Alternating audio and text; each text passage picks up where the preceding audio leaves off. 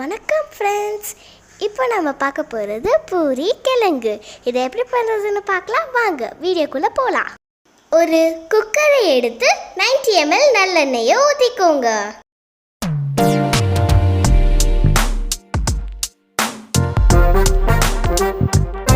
எண்ணெய் சூடானதும் கடுகு கடலைப்பருப்பு போட்டு நல்லா கலக்கிக்கோங்க.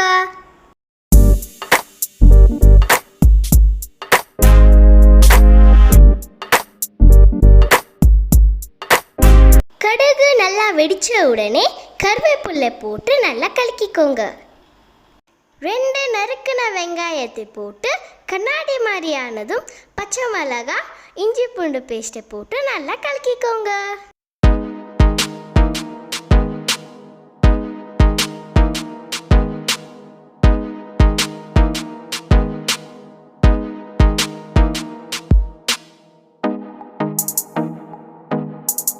ஒரு நறுக்கின தக்காளி, 1/4 டீஸ்பூன் மஞ்சள் தூள், 1 ஸ்பூன் உப்பை போட்டு நல்லா கலக்கிக்கோங்க.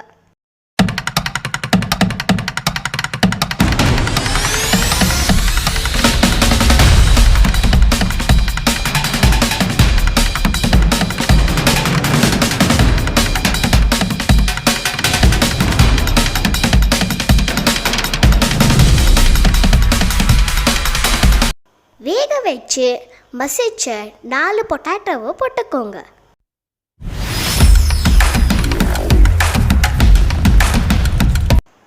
இப்போ 3 ஸ்பூன் கடலை மாவு போட்டு 2 கப் தண்ணியை ஊற்றி நல்லா கலக்கிக்கோங்க.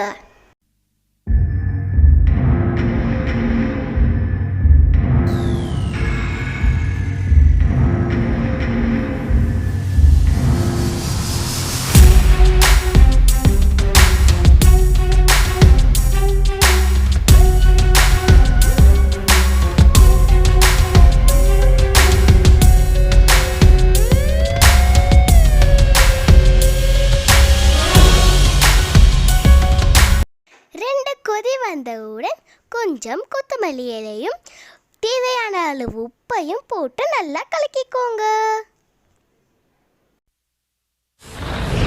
பேஷ் பூரி மசாலா ரெடி.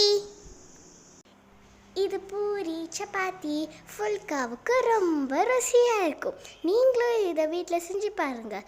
லைக் பண்ணுங்கள், ஷேர் பண்ணுங்கள், சப்ஸ்கிரைப் பண்ணுங்கள்.